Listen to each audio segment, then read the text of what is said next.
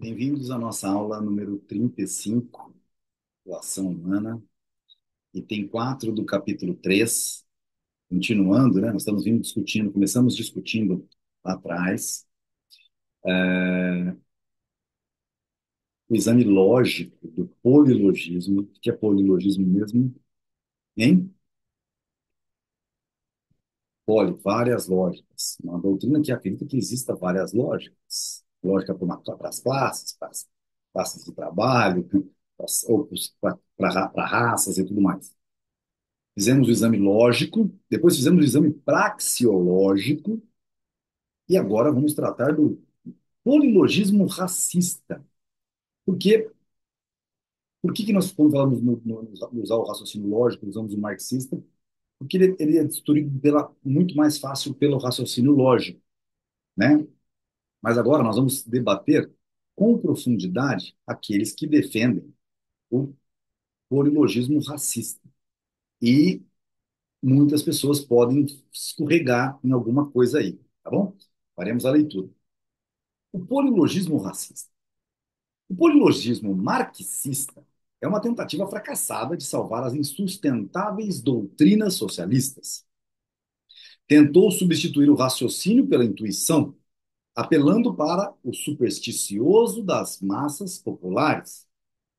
Mas é precisamente esta atitude que coloca o polilogismo marxista e seu subproduto, a chamada sociologia do conhecimento, numa posição definitivamente antagônica em relação para a ciência e ao raciocínio, ok?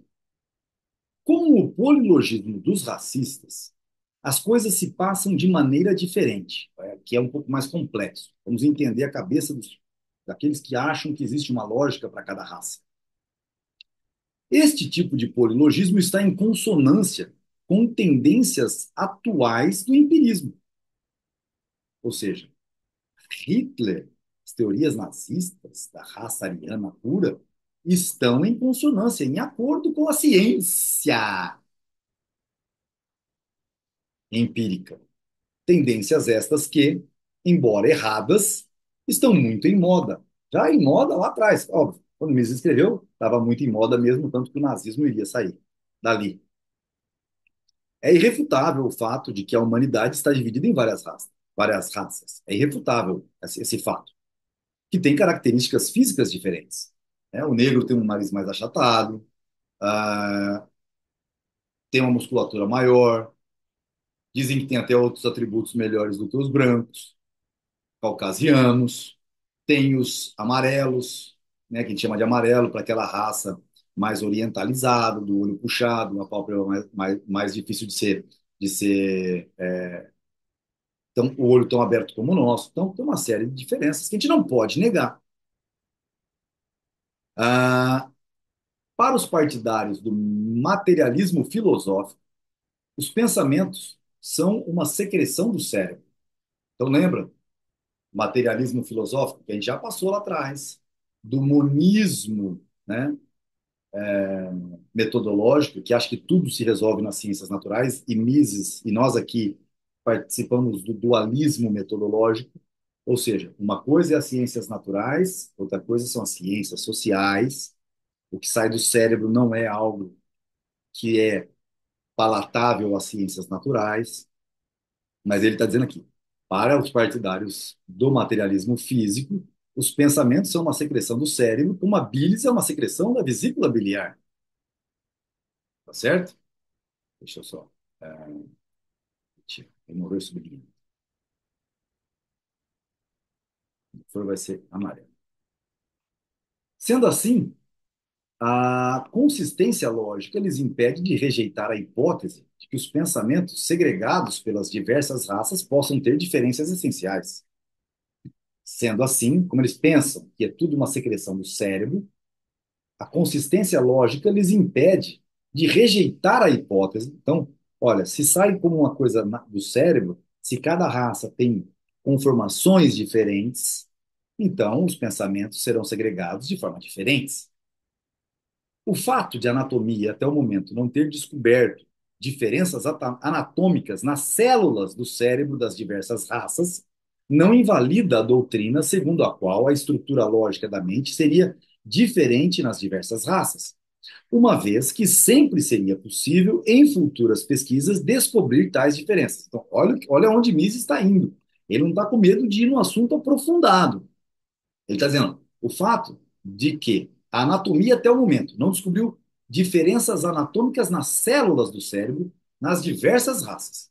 Mas isso ainda não invalida, porque pode ser que no futuro se descubra. Nós temos que achar outra resposta para invalidar essa teoria. Vocês estão entendendo o que é a praxeologia de Mises? Na opinião de alguns etnólogos, não se pode falar de civilizações superiores ou inferiores, nem considerar certas raças como mais atrasadas. Há civilizações de várias raças, diferentes da civilização ocidental dos povos de origem caucasiana, os brancos, mas elas não são inferiores. Cada raça tem uma mentalidade própria. Não se podem comparar civilizações. Mentalidade própria. Não se podem comparar civilizações usando padrões de comparação extraídos de uma delas. São lógicas diferentes. Mentalidade própria. Os ocidentais consideram a civilização chinesa como estagnada e os habitantes da Nova Guiné como bárbaros primitivos. Mas os chineses e os nativos da Nova Guiné desprezam a nossa civilização tanto quanto desprezamos a deles. Tais opiniões são julgamentos de valor e, portanto, arbitrários. As diversas raças têm estruturas lógicas diferentes. Essa é a tese. Cada civilização é a adequação, é a adequada, cada civilização é adequada à mente da sua raça. Assim como a nossa civilização é adequada à nossa mente. Somos incapazes de compreender que aquilo que chamamos de atraso, para alguns não é atraso, visto pelo ângulo de sua lógica. É uma forma de se ajustar às condições da natureza, melhor do que a nossa, supostamente progressista. Esses etnólogos enfatizam, com razão, que não é tarefa do historiador, e o etnólogo também é um historiador, formular juízos de valor. Entretanto, estão inteiramente errados quando pretendem que as outras raças tenham sido guiadas por objetivos distintos daqueles que estimularam o homem branco. Então, aqui ele já está combatendo o dito acima. Uma parte ele diz, ok, outra parte diz, não.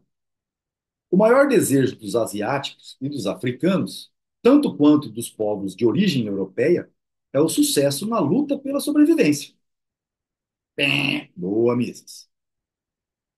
E para isso, e para isso, usam a razão, sua arma mais importante e mais antiga. Então, todos eles usam a razão, a sua arma mais importante e mais antiga.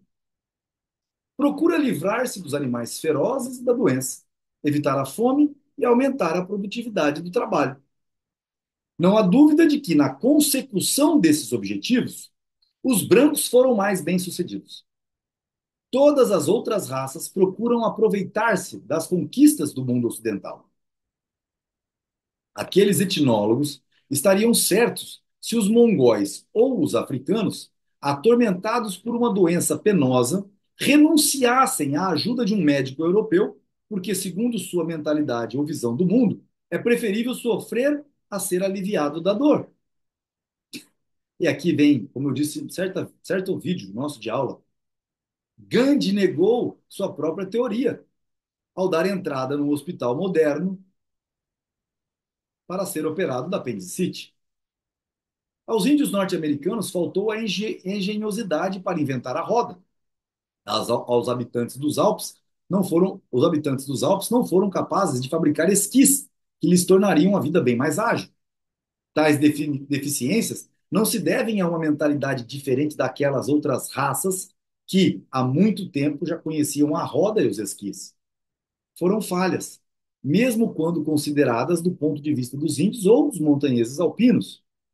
Entretanto, estas reflexões se referem apenas aos motivos que determinam ações específicas e não ao único problema realmente relevante, qual seja o de saber se existe entre as várias raças uma diferença na estrutura lógica da mente, uma vez que é isto que os racistas alegam, né? Então, tirá-la Rassegeist-Anselm, né? Não sei o que é, mas depois a gente descobre. Ah, uma vez que é isso que os racistas alegam. Podemos repetir aqui o que já foi dito nos capítulos precedentes sobre a estrutura lógica da mente e sobre os princípios categoriais do pensamento e da ação. Umas poucas observações adicionais serão suficientes para refutar definitivamente o polilogismo racial ou qualquer outro tipo de polilogismo. As categorias pensamento e ação humana não são nem produtos arbitrários da mente humana, nem convenções. Não têm uma existência própria, externa ao universo e alheio ao curso dos eventos cósmicos. São fatos biológicos e têm uma função específica na vida e na realidade. São instrumentos do homem na sua luta pela existência, no seu esforço para se ajustar tanto quanto possível para a realidade do universo e para eliminar o desconforto até onde lhe seja possível. São, portanto, apropriadas para as condições do mundo exterior e refletem a circunstância com que a realidade se apresenta. Funcionam e, neste sentido, são verdadeiras e válidas. Consequentemente, erram todos aqueles que supõem que a percepção a priorística e o raciocínio puro não nos proporcionam informações sobre a realidade e sobre a estrutura do universo. As relações lógicas fundamentais e as categorias pensamento e ação constituem a fonte de onde brota todo o conhecimento humano. São adequadas para a estrutura da realidade, revelam essa estrutura para a mente humana e, nesse sentido, são para o homem fatos ontológicos básicos. Ver Reason and Nature. Não podemos saber o que um intelecto super-humano seria capaz de pensar ou compreender. Para o homem, toda cognição está condicionada pela estrutura lógica de sua mente e implícita nesta estrutura. Os êxitos alcançados pelas ciências empíricas e sua aplicação prática são uma demonstração desta evidência. Onde a ação humana é capaz de atingir os fins a que se propõe, não há lugar para agnosticismo. Se tivesse existido uma raça que houvesse desenvolvido uma estrutura lógica da mente diferente da nossa, ela não teria podido recorrer à razão na sua luta pela vida. Os únicos meios de que disporia para sobreviver seriam suas reações instintivas. A seleção natural se encarregaria de eliminar todos os espécimes desta hipotética raça que tentassem empregar o raciocínio para determinar o seu comportamento. Só sobreviveriam aqueles que se fiassem apenas em seus instintos. Isto significa que só poderiam sobreviver aqueles cujo nível mental não fosse superior ao dos animais. Os pesquisadores ocidentais reuniram uma expressiva quantidade de informações relativa para as civilizações mais refinadas da China e da Índia, bem como acerca das civilizações primitivas dos aborígenes asiáticos, americanos, australianos e africanos. Podemos dizer que tudo o que vale a pena saber sobre estas raças já o sabemos. Mesmo assim, nunca um defensor do polilogismo tentou usar estes dados para explicar a alegada diferença lógica desses povos ou dessas civilizações. Mais uma vez, Mises, então, dizendo o quê? Que nunca ninguém conseguiu comprovar raciocínios lógicos diferentes. Ele gastou esse tempo para mostrar que, esse fulano fala isso, esse fulano fala aquilo. Mas é esse o ponto-chave de Mises. Ele nos prepara, mostrando até a antítese, como que a pessoa, como o nosso oponente vai falar e como nos defender. Muito obrigado, Ludwig. Esse cara é excepcional, essencial. Até a próxima aula.